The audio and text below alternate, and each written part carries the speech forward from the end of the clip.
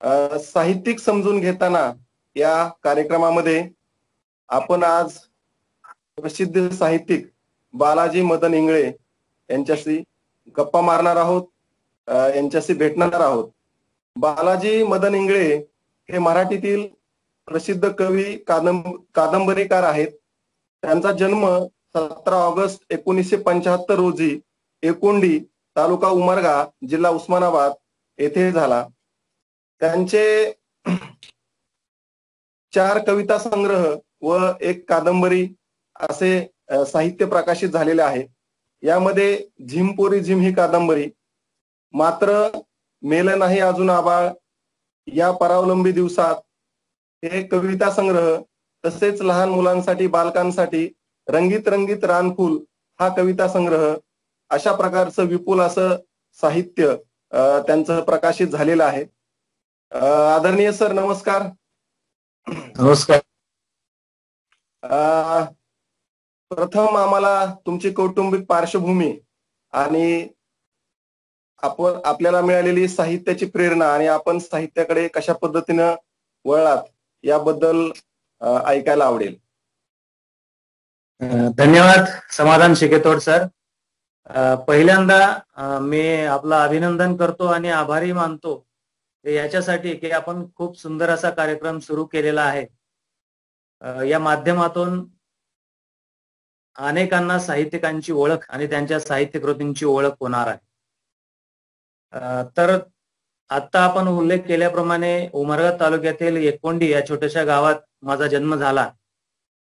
अर्थात शेतकरी कुटुंबात, पण शिक्षण सुरू झालं. शिक्षणाच्या निमित्तानं तालुक्याला म्हणजे उमरग्याला आलो आणि मग कॉलेजला 11वीला आल्यापासून खऱ्या अर्थानं वाचनाला सुरुवात झाली असं म्हणता येईल. आणि मग हे वाचत असताना याच्यामध्ये पहिल्यांदा वि. स. खांडेकर, ना. शी. फडके, सुहास शिरवळकर अशा पद्धतीचं वाचन झालं. आणि मग पुढे टप्प्याटप्प्यानं शंकर पाटील, रारम बोराडे, व्यंकटेश माडगुळकर, उद्धव शेळके, इंद्रजित भालेराव अशा लेखक कवींचं लेखन वाचनात आलं. त्यानंतर दलित आत्मकथनं वाचण्यात आली. आणि हे वाचताना एक गोष्ट लक्षात आली की अरे, हे तर आपल्या अवतीभोवतीच आहे. म्हणजे आपण किंवा आपल्या गावातील आजूबाजूची माणसं जे जगतात ते जगणंच या पुस्तकातून आलेलं आहे. मग आपण जे बघितलेलं आहे, आपण जे अनुभवलेलं आहे ते साहित्यातून का मांडू नये असा विचार येऊन गेला वाचता वाचता. आणि मग कॉलेजला असतानाच लेखनाला सुरुवात झाली. अर्थात ती सुरुवात कवितेच्या रूपानेच पहिल्यांदा झाली आणि मग हा पुढचा प्रवास आतापर्यंतचा आपल्याला माहिती आहेच. धन्यवाद सर. खूप छान पद्धतीनं आपण आपला प्रवास सांगितलेला आहे. आपली जी पहिली कादंबरी होती झिमपोरी झिम, साहित्य रसिकांना ती कादंबरी खूप आवडली आणि कानडी आणि मराठी हेल असणारी लातूर आणि उस्मानाबाद जिल्ह्याची जी बोलीभाषा आहे, त्या बोलीभाषेचं अंगानं आपण त्या साहित्यकृतीचं लेखन केलेलं आहे. आणि ग्रामीण भागातील एका मुलीला कशा पद्धतीनं संघर्ष करावा लागतो याचं हृदयस्पर्शी वर्णन आपण त्या कादंबरीमध्ये केलेलं आहे. तर झिमपोरी झिम या कादंबरी लेखनाचा प्रवास आणि आपले अनुभव सर्व साहित्य रसिकांना ऐकायला आवडतील. बर बर. खर तर झिमपुरी झिम ही कादंबरी आली आणि त्याची चांगल्या प्रकारे महाराष्ट्रभर चर्चा झाली. या कादंबरीला महाराष्ट्र शासनाचा उत्कृष्ट वाङ्मय निर्मितीचा पुरस्कारही मिळाला आणि आता 6वीच्या बालभारती मराठी पाठ्यपुस्तकात एक उतारा या कादंबरीतून घेण्यात आलेला आहे. खरं तर सुरुवातीला मी सांगितल्याप्रमाणे आपल्या आजूबाजूला जे घडतं त्यातल्याच काही घटनांचं हे प्रातिनिधिक रूप म्हणजे झिमपुरी झिम कादंबरी आहे. शिक्षक असल्याने शाळेमध्ये आपल्या वर्गामध्ये मुलं असतात, मुली असतात. ह्या मुलींचं जगणं आपल्याला दररोजचा अनुभवता येतं. आपल्या घरी आजी असते, आई असते, बहिणी असतात, पत्नी असते. ह्या सगळ्या स्त्रियांचं जगणं अगदी लहानपणापासून मी बघत आलेलो होतो.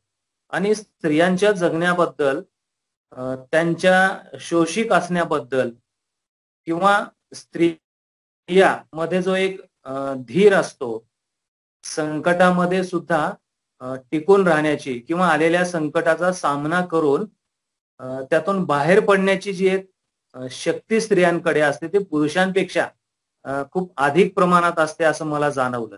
आणि मग कळतं तेव्हापासूनच स्त्रियांबद्दलची एक उत्सुकता, स्त्री समजून घेणं, स्त्री शक्ती ही त्यांच्यात येते कुठून, हे सगळं समजून घेण्याच्या दृष्टीनं मी विविध आपल्या संपर्कात येणाऱ्या सगळ्या स्त्रियांचं, मुलींचं निरीक्षण करत होतो. त्यांचं जगणं, त्यांचा संघर्ष आणि आयुष्याला भिडण्याची त्यांची ताकद, हे सगळं समजून घेण्याचा प्रयत्न करत होतो. आणि मग हे करत असताना शाळेतल्या एका प्रसंगानं मला कादंबरी लिहावी असे वाटली. 8वीच्या वर्गामध्ये वर्ग शिक्षक होतो मी आणि एके दिवशी पडताळणीचा दिवस होता आणि पडताळणीच्या दिवशी 100% उपस्थिती असणं हे आवश्यक होतं. मग त्या दिवशी सगळ्यांना सांगून, सगळ्यांना निरोप देऊन 100% उपस्थिती ठेवण्याचा प्रयत्न केला, पण एक मुलगी मात्र गैरहजर राहिली. सांगून सुद्धा, निरोप देऊन सुद्धा. एक 8-10 दिवसानंतर मग ती मुलगी वर्गात आली आणि अर्थातच मला वर्ग शिक्षक 100% उपस्थिती ठेवता आली असती, फक्त या एका मुलीमुळे ती आपली राहिली असं वाटलं. आणि मग मी थोडंसं त्या मुलीवर रागावलो. रागानं त्या मुलीला बोललो की तू का आली नाहीस त्या दिवशी म्हणून. ती मुलगी गप्पच उभी राहिली, काहीच बोलना. पुन्हा मी थोडंसं आणखीन तिला विचारलं, तर ती मुलगी म्हणाली, बाहेर चला सर सांगते. अर्थात मी वर्गाच्या बाहेर आलो. मग बाहेर आल्यानंतर त्या मुलीनं माझ्या डोळ्यात डोळे घालून बघितलं आणि सांगितलं की सर मी शहाणी झाले. म्हणजे ऋतुकाळ सुरू झालेला होता तिचा आणि तिच्यामुळे ती शाळेत आलेली नव्हती. माझा राग कुठल्या कुठे निघून गेला. मी फक्त पाहतच राहिलो तिच्याकडे आणि काय बोलावं क्षणभर मला काही कळलं नाही.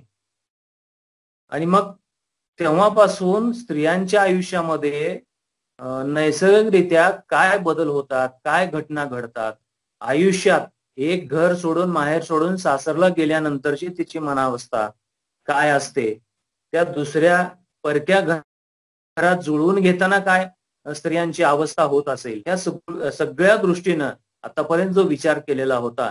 आणि मग त्या घटनेनंतर असं मला वाटलं की आता आपण ते स्त्रियांचं, म्हणजे आपल्या आसपासच्या सगळ्या स्त्रियांचं प्रातिनिधिक जगणं आपण कुठंतरी लिहिलं पाहिजे. अर्थात कविता लिहित होतो, कविता लिहिणं सुरू होतं, पण हा विषय कवितेत मावत नव्हता.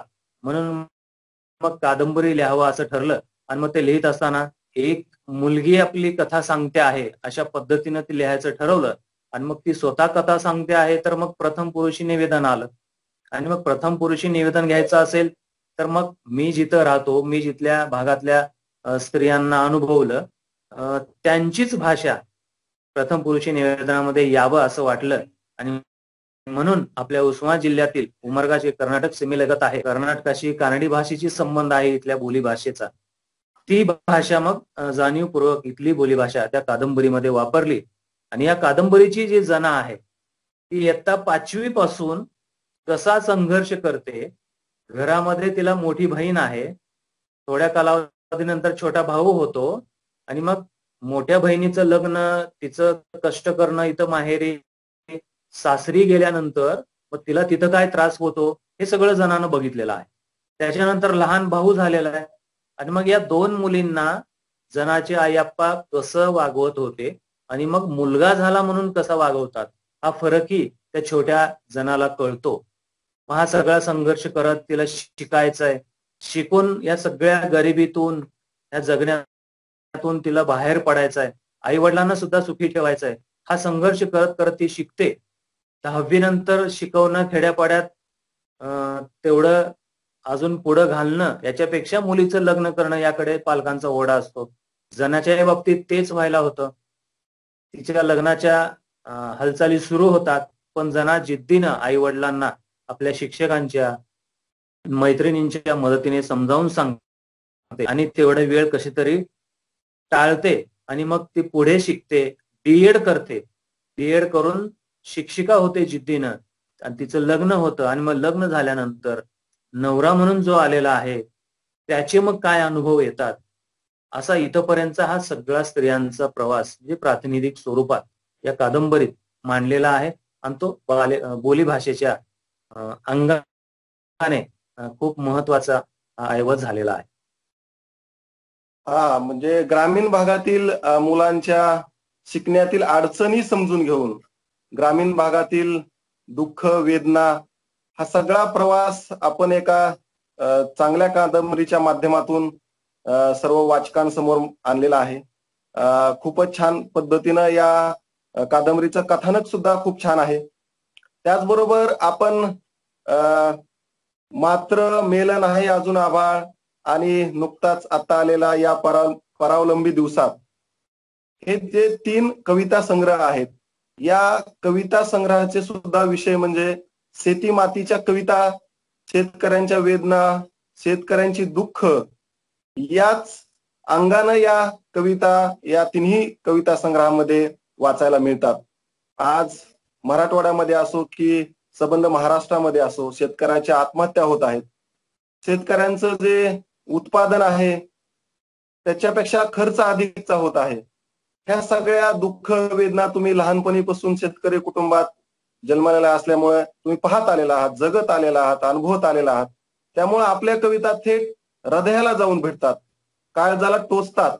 अशा या तुमच्या कविता निर्मिती मागची प्रेरणा आणि एखादी कविता साहित्य रसिकांना, वाचकांना ऐकायला आवडेल सर. बर बर. खर तर आपलं बालपण कुठं गेलं, आपल्या आसपासचं वातावरण कसं आहे याचा खूप मोठा परिणाम लेखकांवर, कवींवर होत असतो. अर्थात मी ज्या भागात किंवा आपण ज्या भागामध्ये राहतो तिथं शेती हाच मुख्य व्यवसाय आहे. आपल्या आसपास सगळे शेतकरी आहेत, शेतमजूर आहेत.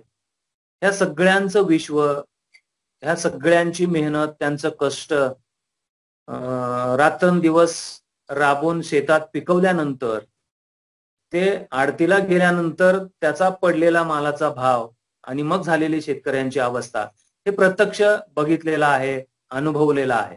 त्याच्यामुळे सुरुवातीपासूनच माझ्या कवितेचे विषय हे शेतकरी जीवन, ग्रामीण जीवन हेच विषय राहिलेले आहेत. कॉलेजला असतानापासूनच कविता लेखनाला सुरुवात झाली होती, मी सांगितलं. आणि मग पीजीच्या शेवटच्या वर्षाला असतानाच माझा पहिला कविता संग्रह मात्र हा जो आहे तो लिहून पूर्ण झाला होता. आणि मग गुरुवर्य इंद्रजित भालेराव सरांच्या सांगण्यानुसार मी त्या पहिल्या कविता संग्रहाचं हस्तलिखित महाराष्ट्र राज्य साहित्य आणि संस्कृती मंडळाकडे पाठवलं आणि अर्थात ते मंडळाला मान्य झालं आणि मग ते मात्र हा कविता संग्रह मंडळानं प्रकाशित केला. त्या कविता संग्रहापासून खरं तर मग ओळख व्हायला सुरुवात झाली. त्या कविता संग्रहामध्ये मोजक्या कविता होत्या, पण ज्या कविता मी लिहिलेल्या होत्या त्या वाचकांना शेती, ग्रामजीवनातील अतिशय जळजळीत वास्तव त्यांना त्या कवितांमधून दिसून आलं. बऱ्याच जणांनी त्या कवितेचं कौतुक केलं. बोराडे सरांचं जे शिवार प्रतिष्ठान आहे औरंगाबादचं, त्यांचा शेतकरी साहित्य पुरस्कार सुद्धा या मात्र कविता संग्रहाला मिळाला आणि महाराष्ट्र राज्य साहित्य संस्कृती मंडळाचाही यशवंतराव चव्हाण पुरस्कार मात्र या कविता संग्रहाला मिळाला. मग पहिल्या कविता संग्रहानंतर लेखन सातत्यानं सुरूच होतं. विविध मासिकांना कविता पाठवणं, दिवाळी अंकांना कविता पाठवणं हे सुरूच होतं. अधूनमधून अशा अंकांमधून कविता प्रकाशित होत होत्या. आपले वाङ्मय वृत्त हे जे लोकवाङ्मय गृहाचं मुखपत्र आहे त्याच्यासाठी सुद्धा मी कविता पाठवल्या होत्या आणि तिथे संपादक म्हणून सतीश काळशेकर सर होते. त्यांनी त्या कविता वाचल्या आणि 4 कविता एकदमच त्या अंकामध्ये आपले वाङ्मय वृत्तमध्ये त्यांनी प्रकाशित केल्या आणि हळूहळू त्यांनी मग माझ्याकडून जेवढ्या माझ्याकडे कविता आहेत लिहिलेल्या आतापर्यंतच्या त्या सगळ्या त्यांनी मागून घेतल्या. त्यांना त्या कविता आवडल्या आणि मग त्यांनी लोकवाङ्मय गृहाकडून मेलं नाही अजून आभाळ हा कविता संग्रह प्रकाशित केला. खरं तर इतक्या मोठ्या कवीनं एका सीमेवरच्या गावात राहणाऱ्या या छोट्या कवीचा कविता मागून घेऊन संग्रह काढणं खरं तर माझ्यासाठी खूप मोठी गोष्ट होती आणि लोकवाङ्मय सारख्या प्रख्यात प्रकाशन संस्थेकडून ते आल्या मराठी वाचकांपर्यंत, समीक्षकांपर्यंत तो संग्रह पोचला आणि ती जी शीर्षक कविता आहे त्याच्यातली, मेलं नाही अजून आभाळ बापा आत्ताच आशा सोडू नको, वांज झाली नाही अजून माती बापा आत्ताच गाशा गुंडाळू नको. या कवितेची भरपूर चर्चा झाली, कारण ग्रामीण भागातील शेतकऱ्यांचं दुःख मांडत असतानाच शेतकऱ्यांना धीर देणारं लिहिणं आवश्यक आहे, या अंगानं सुद्धा या कवितेकडे बघितलं गेलं आणि म्हणून ही कविता स्वामी रामानंद तीर्थ मराठवाडा विद्यापीठाच्या BA द्वितीय वर्षाच्या अभ्यासक्रमाला सुद्धा घेतली गेली. या मेलं नाही अजून आभाळ या कविता संग्रहाची खूप चर्चा झाली. या संग्रहाला देखील काही महत्वाचे पुरस्कार मिळाले. त्याच्यानंतर तुम्ही आताच उल्लेख केल्याप्रमाणे नुकताच प्रकाशित झालेला या परावलंबी दिवस हा कविता संग्रह ही काव्याग्रह प्रकाशनाचे विष्णू जोशी यांनी नुकताच अतिशय देखण्या स्वरूपात प्रकाशित केलेला आहे. या कविता संग्रहामध्ये देखील मेलं नाही अजून आभाळ नंतरच्या ज्या कविता आहेत त्या कविता आणि विशेष करून 3 भागात या कविता संग्रहाची विभागणी केलेली आहे. पहिल्या भागामध्ये ग्रामीण स्त्री जीवन, त्या जीवनावरील कविता आहेत आणि दुसऱ्या भागामध्ये शेतकऱ्यांविषयी आणि तिसऱ्या भागामध्ये देखील शेतकऱ्यांच विषयी, पण शेतकऱ्यांनी आता व्यवस्थेविरुद्ध बंड करून उठलं पाहिजे असा आशय असणारे शेवटच्या विभागामध्ये कविता आहे. तर मेलं नाही अजून आभाळ ते या परावलंबी दिवसात हा जो मधला 10 वर्षाचा टप्पा आहे त्या 10 वर्षामधल्या कविता या संग्रहामध्ये आहे. म्हणजे दुसऱ्या संग्रहामध्ये मी मेलं नाही अजून आभाळ बाप्पा म्हणून शेतकऱ्यांना धीर दिला, तर या परावलंबी दिवसामध्ये आता बंड करायला पाहिजे शेतकऱ्यांनी म्हणून या कवितामधून शेतकऱ्यांना सांगितलं. तर या संग्रहामधली लय झालं धान ही कविता आता तुमच्या समोर सगळ्यांसमोर ठेवतो. कवितेचं शीर्षक आहे लय झालं धान. लय झालं धान आता बंड पेरून टाक, जगलास ते रान आता पेटवून टाक. लय झालं धान आता बंड पेरून टाक, जगलास ते रान आता पेटवून टाक. 4 घासाचं स्वप्न लांडग्यांनी लुटलं, 4 घासांचं स्वप्न लांडग्यांनी लुटलं, अशा निराशेचं आता खळं करून टाक. लय झालं धान आता बंड वेरून टाक. व्यवस्थेनं तुला उसासारखं पिळलं, व्यवस्थेनं तुला उसासारखं पिळलं, नव्या पॅकेजचं आमिष आता उधळून टाक. लय झालं धान आता बंड पेरून टाक, जगलास ते रान आता पेटवून टाक. अस्मानी सुलतानीनं जगणं असह्य केलं, अस्मानी सुलतानीनं जगणं असह्य केलं, परिस्थितीला कारणीभूतांची मळणी करून टाक. लय झालं धान आता बंड पेरून टाक, जगलास ते रान आता पेटवून टाक, जगलास ते रान आता पेटवून टाक. खूपच छान. शेतकऱ्यांनी आता भूमिका घ्यायला हवी, यासाठी शेतकऱ्याला धीर देणाऱ्या, बळ देणाऱ्या, ऊर्जा देणाऱ्या कविता या 3ही कविता संग्रहामध्ये आलेल्या आहेत. त्या वाचकांना आणि साहित्य रसिकांच्या पसंतीला निश्चितच उतरलेले आहेत. मला एक जुनी आठवण सांगावीशी वाटते आपल्याला, की मेलं नाही अजून आभाळ या कवितेच्या काही प्रती स्वतः शेतकरी तुमच्या घरी येऊन घेऊन गेलेले आहेत. म्हणजे त्यांच्या हृदयांना भिडणाऱ्या ह्या सगळ्या कविता, एवढं ताकदीचं लेखन आपण केलेलं आहे. खरंच शेतकऱ्याला धीर देण्याचं काम, शेतकऱ्यांचा व्यथा वेदना या सगळ्या कवितांमधून आपण अतिशय ताकदीनं मांडलेल्या आहेत.